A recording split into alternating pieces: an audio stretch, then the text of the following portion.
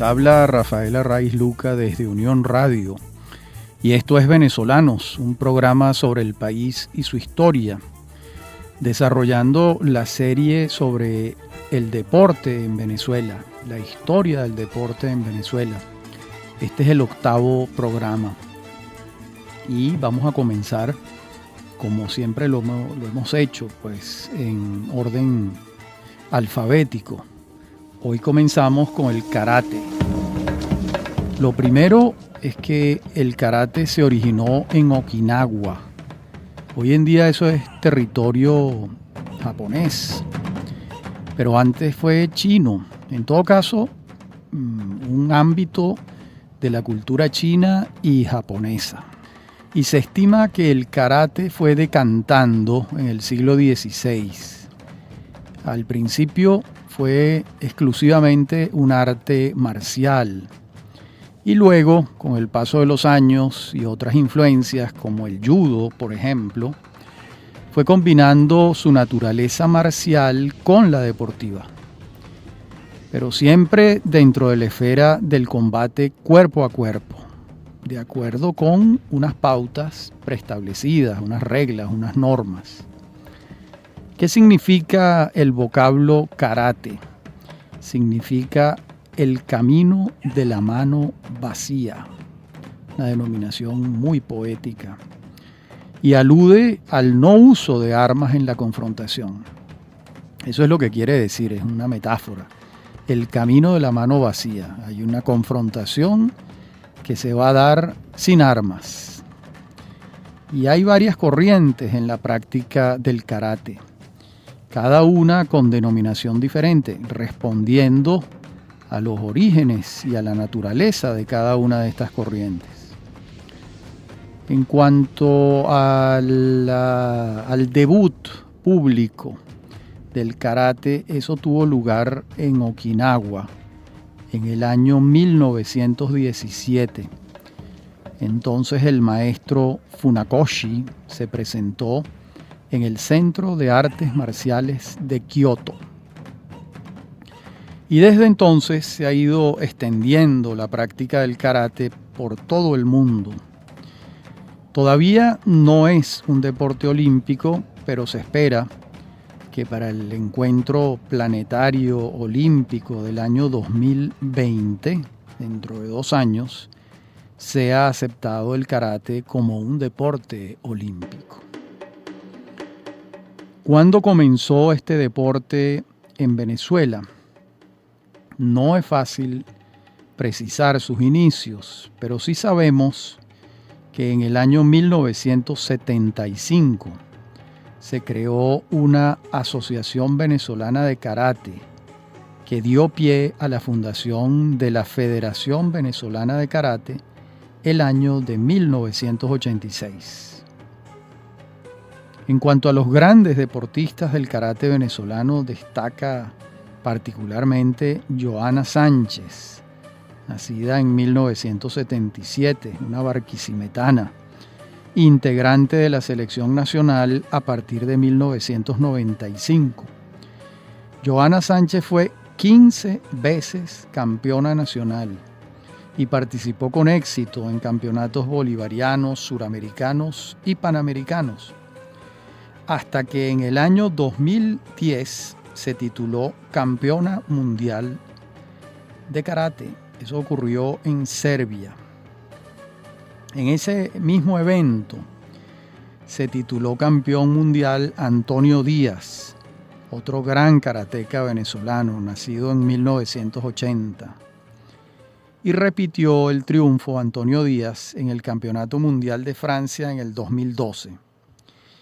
Y es así como él y el italiano Luca Valdesi han sido los únicos en titularse campeones mundiales en 2 oportunidades.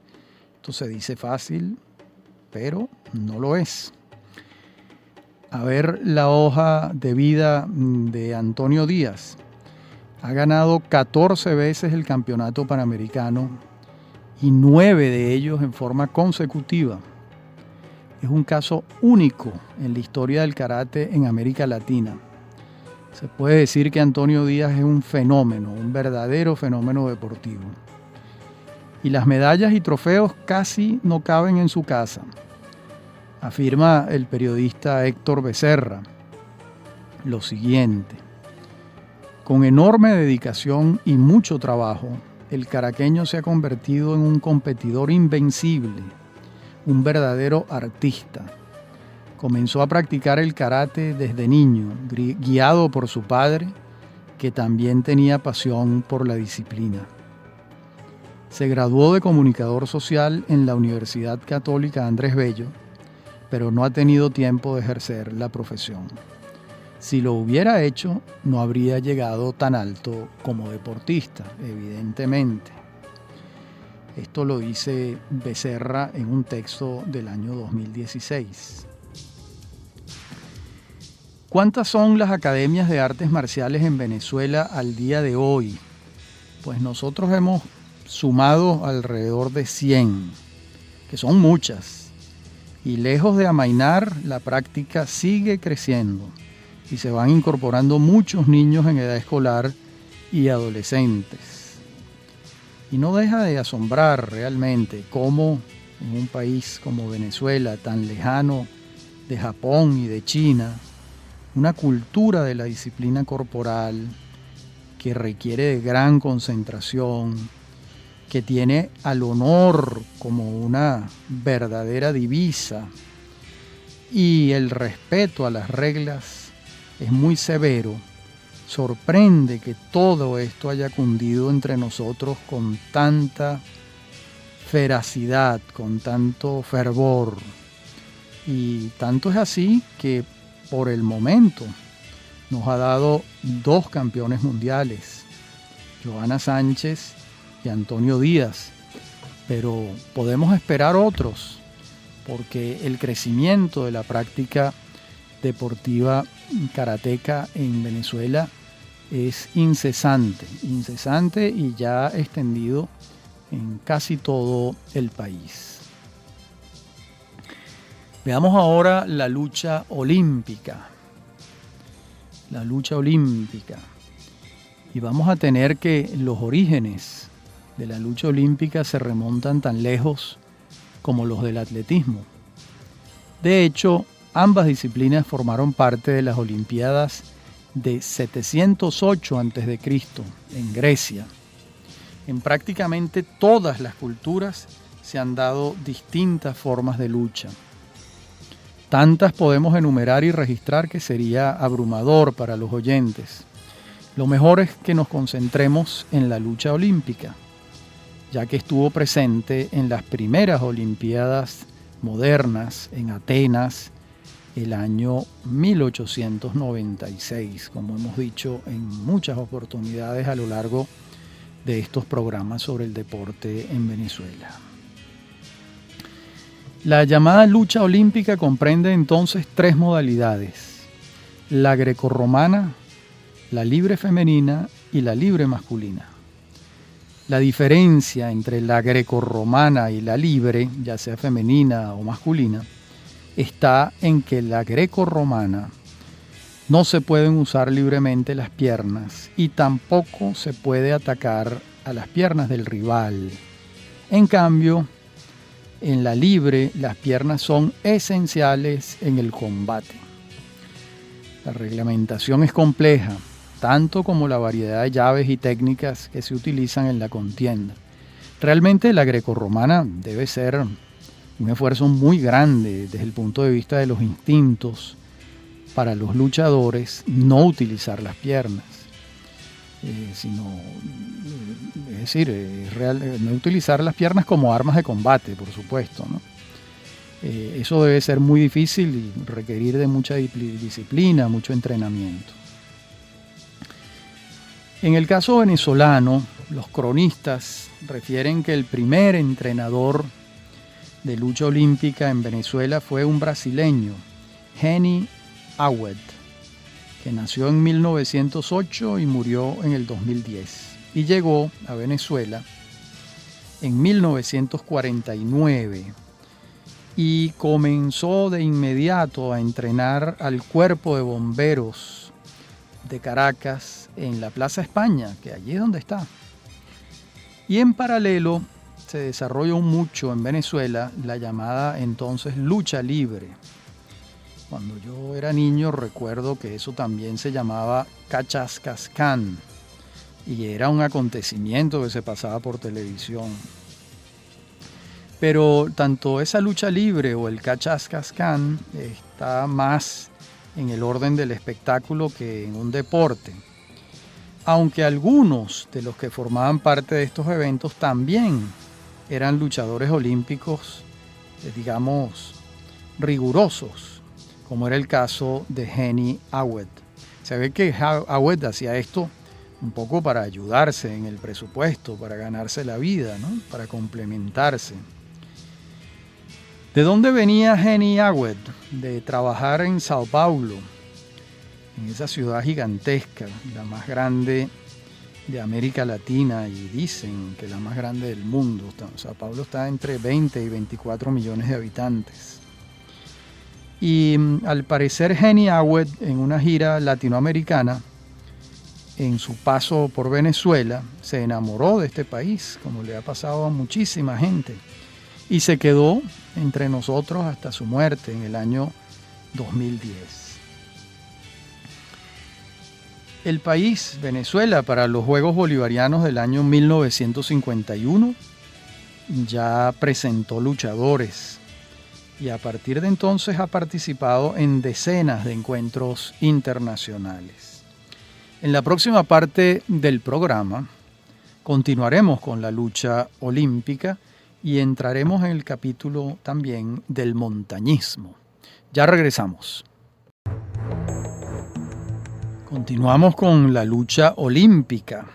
Veníamos refiriendo en la parte anterior del programa la participación protagónica de Henny Awed, ese brasileño que pasó por aquí y se quedó a vivir para siempre en Venezuela, y su participación destacada en la lucha libre y en la lucha olímpica también. Y Venezuela va a obtener su primer título mundial de lucha olímpica en Tokio en el año 1991, cuando Olga Lugo se alce con la medalla de oro en el Campeonato Mundial de Lucha en modalidad femenina. Esta fue nuestra primera campeona mundial, Olga Lugo, en lucha olímpica. Y entre las figuras polifacéticas de la lucha se cuenta Manuel Luna Infante, nacido en 1947, quien se ha desempeñado como deportista, entrenador, docente, árbitro y competidor en decenas de encuentros nacionales e internacionales donde tuvo una actuación muy destacada en algunas oportunidades. Manuel Luna Infante.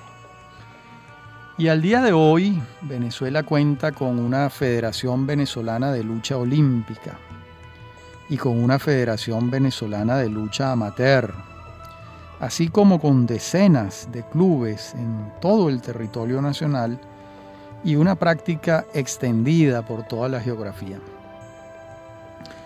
En las Olimpiadas de Londres, las del año 2012, Venezuela logró cupos para 7 luchadores olímpicos, que es bastante. Y en las de Río de Janeiro, en el año 2016, alcanzó cupos para 9 luchadores olímpicos. Esto demuestra que el desarrollo de este deporte en el país se ha ido incrementando en años recientes.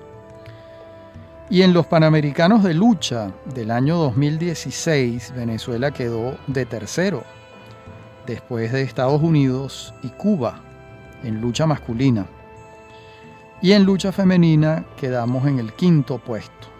Bueno, este tercer puesto en lucha masculina significa mucho al saber que quienes están de primero es los Estados Unidos y de segundo Cuba. Que Venezuela esté de tercero, caramba, es un avance importante. Y el 5º puesto en lucha femenina también es muy significativo.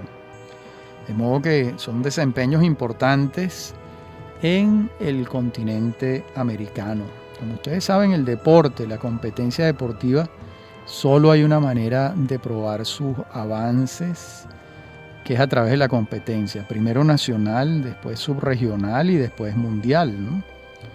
Y si nuestras actuaciones en los Panamericanos nos llevan ya en los terceros y quintos puestos, pues en la lucha olímpica hemos avanzado bastante. Veamos ahora el montañismo. Primero hay que decir que nació como práctica deportiva en los Alpes, en Europa, y esto va a ocurrir en el siglo XVIII.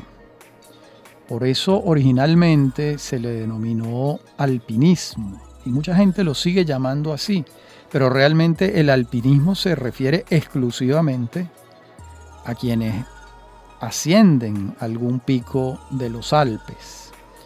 Si, por ejemplo, lo hacen en algún pico de los Andes, pues tendría que llamarse andinismo, como de hecho así se llama. Entonces el nombre genérico que incluye Alpes y Andes y todos los demás, Himalayas también, sería el montañismo, que es como debe llamarse con propiedad.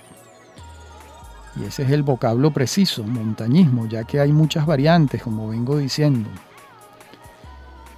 Y este es un deporte vinculado con otra constante de la humanidad.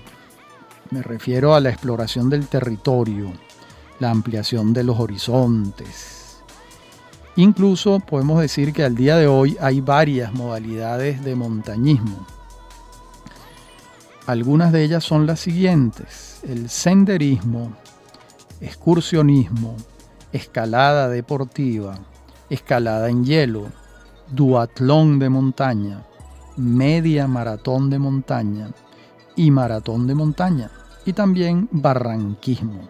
Estas son algunas de las modalidades del montañismo. Hoy en día hay otras, pero sería prolijo enumerarlas. ¿De cuándo datan los primeros ascensos en Venezuela? Todo indica que del siglo XIX. Y ahí aquella visita legendaria que hicieron Alejandro de Humboldt y Aimé Bonpland a Venezuela, en esa visita ascendieron al pico El Ávila en Caracas. Esto ocurrió entre 1799 y 1800. En el año 1799. Y después está el desafío mayor de la Sierra Nevada de Mérida. Y que nosotros sepamos, la primera ascensión registrada ocurre en el año 1868. Entonces llegan hasta el pico El Toro los sandinistas Pedro Burguán y su hijo Enrique Burguán. También iban en ese ascenso Héctor Márquez Molina y Domingo Peña. Después tienen lugar otros ascensos por motivos científicos en las últimas décadas del siglo XIX. Y en otra geografía, en 1872, un conjunto de célebres expedicionarios alcanzan la cima del pico Naiguatá. Cuando dije otra geografía, refiriéndome a que iba a pasar de los Andes a la cordillera central. ¿Quiénes ascienden al pico Naiguatá? En 1872, un viajero extranjero, James Moody Spence, Ramón Bolet, Leopoldo Terrero, Anton Goering, un alemán, y el consejero Lisboa, que era el representante diplomático de Brasil en Venezuela. Este es un ascenso importante, el del pico Naiguatá. Y luego en 1879 ocurre otro ascenso científico. Este lo protagonizan Adolfo Ernst, ese alemán que tanto hizo por Venezuela y por el positivismo y por la Universidad Central de Venezuela. También en ese ascenso estuvo Agustín Aveledo, Agustín Valarino, entre otros. Esto está ocurriendo en 1879.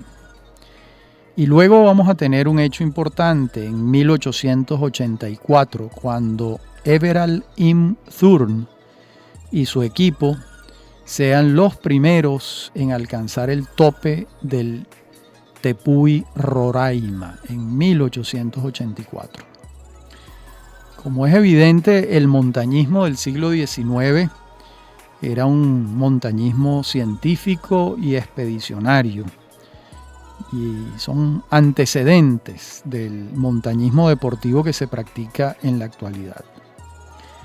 Y ahora, más cerca en el tiempo, está el proyecto Cumbre, que liderizaron José Antonio Delgado, nacido en 1965 y fallecido en el año 2006, Marcus Tobía, nacido en 1965, y esto lo hacen ellos a partir del año 1996.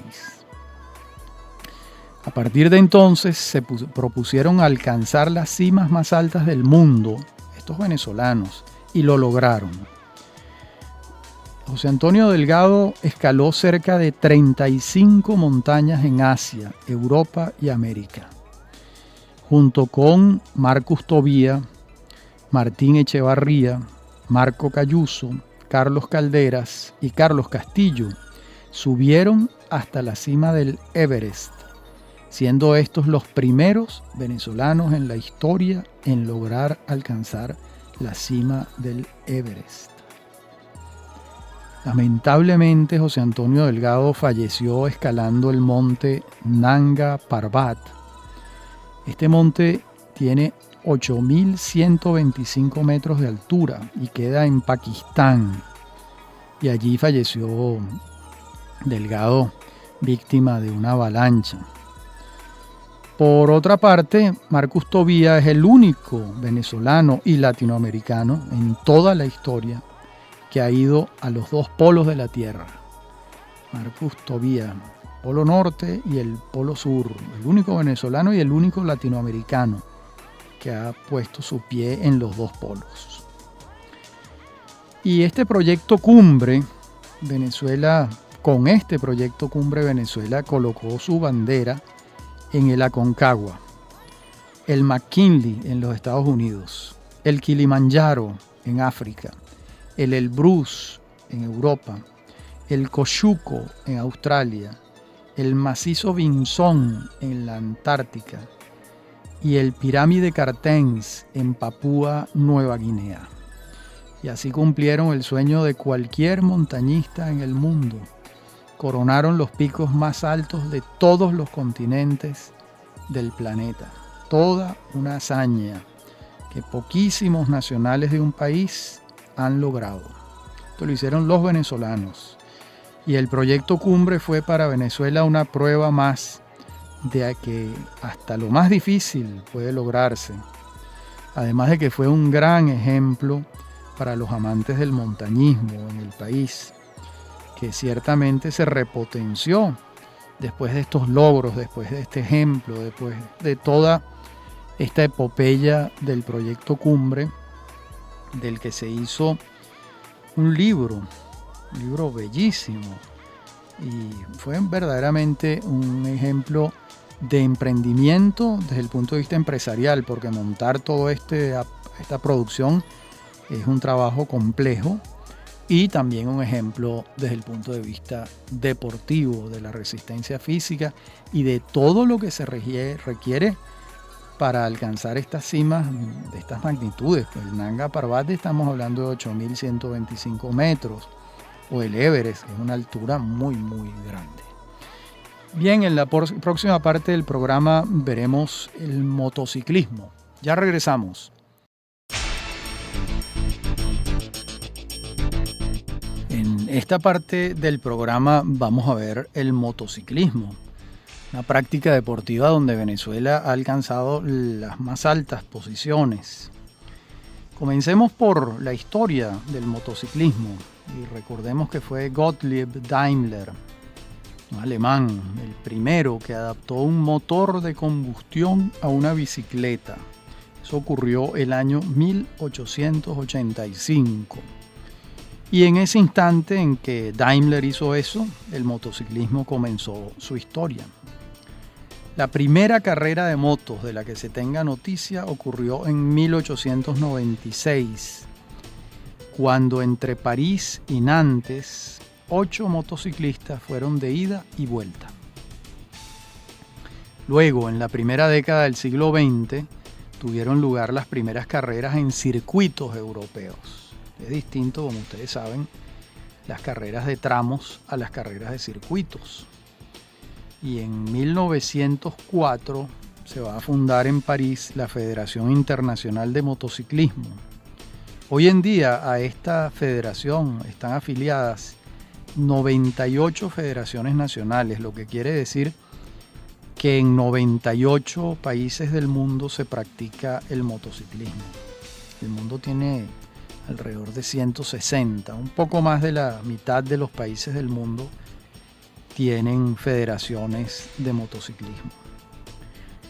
Y la Primera Guerra Mundial, que suspendió muchas actividades en muchos órdenes, pues hizo lo mismo en relación a las competencias de motociclismo que fueron suspendidas.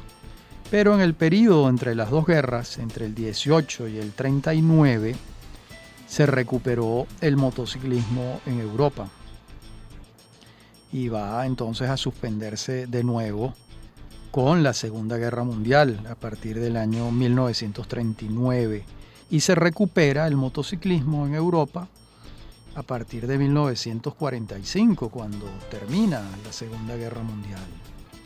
Y es entonces cuando va a tener un desarrollo vertiginoso como deporte. Y surgieron entonces las grandes marcas de fabricantes. De hecho, el Campeonato Mundial de Motociclismo se instituyó en el año 1949. Les aclaro que nos estamos refiriendo a pruebas de velocidad, ya que hay otras modalidades donde se corren motos. Es el caso del motocross, o el enduro, el trial, o las supermotos, o el rally red. Pero en este momento de la historia estamos hablando de las competencias de velocidad. Estas que mencioné antes se han ido incorporando a medida que han sido diseñadas las motocicletas para tales superficies, caso de motocross o enduro o las otras. Y el motociclismo venezolano va a tener su edad de oro en las décadas de los años 70 y 80. En ese entonces, 2 venezolanos ganaron 2 veces el campeonato mundial. Pero nada surge así de la nada, por generación espontánea. Estos triunfos se venían gestando desde la década de los años 50 en Venezuela, cuando se funda la Federación Motociclista Venezolana, con el entusiasmo de Ferruccio Dalle Fucine y Andrea Hipólito, 2 hijos de inmigrantes italianos, o ellos mismos inmigrantes italianos, no lo sé, establecidos en Venezuela, que fueron ambos factores determinantes en el desarrollo del motociclismo venezolano. Y a partir del año 1964, Andrea Hipólito crea la escudería Venemotos con la marca Yamaha, que él importaba al país de manera exclusiva. Y luego, con la apertura del Autódromo de San Carlos y luego con el de Turagua, el Pancho Pepe Crocker, el motociclismo nacional pudo desarrollarse a sus anchas. Y su hijo, el hijo de Andrea Hipólito, que se llama Vito Hipólito, siguió la carrera gremial de su padre. Y se ha destacado mucho. Vito Hipólito ha sido presidente de la Federación Internacional de Motociclismo. Y por supuesto, un entusiasta del motociclismo venezolano, al frente de la empresa fundada por su padre, Venemotos. ¿Cómo comenzó a perfilarse ese gran fenómeno que fue Johnny Cecotto, nacido en 1956? Cecotto comienza a perfilarse en 1973, entonces tenía 17 años y corre en el campeonato nacional. E Hipólito lo determina, Andrea, y pasa a ser su manager. E integra a partir de entonces la escudería Venemotos. Y ese año En Interlagos, en el circuito de Brasil, Cecotto llegó de tercero. Y esto fue una llamada de atención. Y luego se fue a correr a Daytona y lo hizo bien. No estuvo entre los primeros lugares. Y en el año 74 ya Cecotto gana el Campeonato Nacional de Venezuela. Estamos hablando de un muchachito de 18 años. Y al año siguiente, en el año 75, se titula Campeón Mundial en la categoría de 350 centímetros cúbicos. Escuchen bien, fue el corredor más joven en la historia mundial en coronarse campeón. En ese momento tenía 19 años. Por supuesto, fue el primer latinoamericano en ser campeón del mundo. Y bueno, esto es un hecho extraordinario, ¿no? Incluso ganó ese campeonato con menos edad que la que tenía el legendario italiano Giacomo Agostini. Agostini fue 14 veces campeón mundial, pero no ganó su primer campeonato mundial a los 19 años, sino después. De modo que lo que significó Johnny Cecotto para el motociclismo mundial fue un verdadero acontecimiento. En 1977 se vuelve a titular campeón mundial, pero ya no en la categoría 350 cc, sino en la categoría 750 centímetros cúbicos. Y en el año 79, 1979, sufre un aparatosísimo accidente y tiene que retirarse de las carreras de motociclismo. Y es entonces cuando pasa Johnny Cecotto al automovilismo. Y bueno, no nos cabe la menor duda de que Johnny Cecotto ha sido uno de los astros del motociclismo mundial. Un caraqueño, hijo de inmigrantes italianos. Bueno, naturalmente, como lo denota claramente su apellido, Cecotto, que se escribe Cecotto con doble T. El otro campeón nacional en paralelo con Cecotto, y era prácticamente un niño, fue Iván Palacese, que vivió de 1962 a 1989. Y él subió al podio de un Grand Prix, de un Gran Premio del Campeonato Mundial de Motociclismo, cuando llegó en tercer lugar en la categoría 125 en el año 1977. Palacese tenía 15 años. Y Palacese alcanzó otras victorias en campeonatos mundiales hasta que lamentablemente falleció en un accidente en la pista de Hockenheim, en Alemania. Esto ocurrió en 1989. Palacese se perfilaba como un sucesor de Cecotto porque era en paralelo o otra versión de Johnny Cecotto, pero la muerte se lo llevó en un accidente muy joven, del 62, 72, 80, a los 27 años apenas. Muy lamentable. Mucha mejor suerte tuvo Carlos Lavado, quien nació en 1956. Y Carlos Lavado fue, al igual que Cecotto, campeón del mundo en 2 oportunidades, en el año 1983 y en el año 1986. Por eso les hablaba de las 2 décadas de oro del motociclismo venezolano, porque estamos hablando de la década de los años 70 y de los años 80.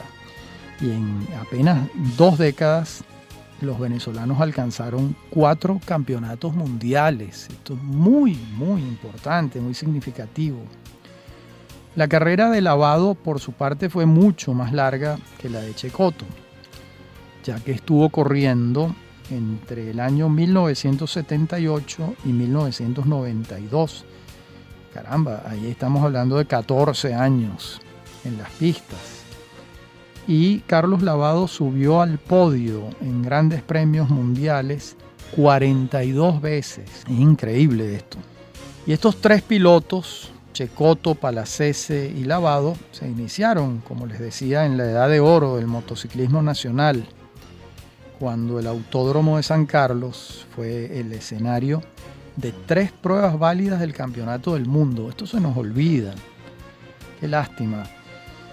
Fue el Autódromo de San Carlos escenario del Campeonato Mundial, de pruebas válidas para el Campeonato Mundial en los años 1977, 1978 y 1979.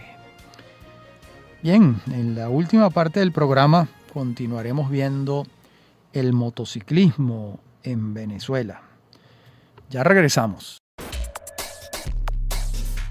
En la parte anterior del programa hablábamos del motociclismo en Venezuela. Y aquí sobre la mesa en el estudio tenemos fotos de distintos actores. Vemos la foto de Andrea Hipólito, de su hijo, de Vito Hipólito. Vemos fotos de Johnny Cecotto en los grandes circuitos mundiales.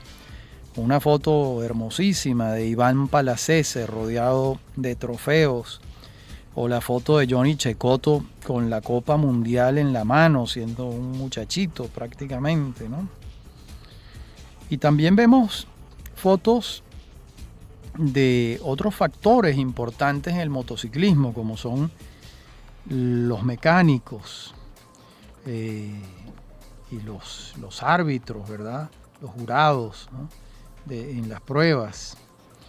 Y también tenemos acá fotos de otros corredores ya más recientes, como Robertino Pietri y por supuesto de Carlos Lavado, ese gran motociclista venezolano.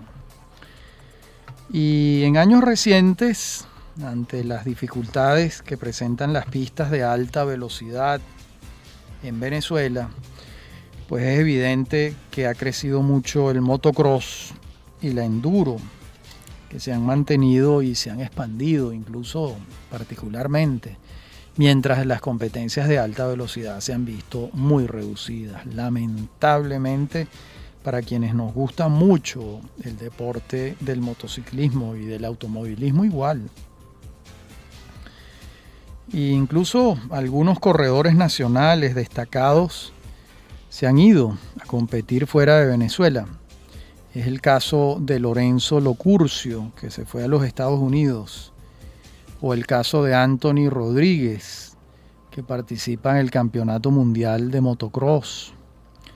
Y por su parte, Robertino Pietri, a quien mencioné antes, está haciendo una carrera importante en las pistas de alta velocidad en los Estados Unidos. Allí ha competido en Daytona y también en Europa. Él asume su carrera profesional, Robertino Pietri, en el año 2006, o sea que ya tiene pues 12 años como corredor profesional.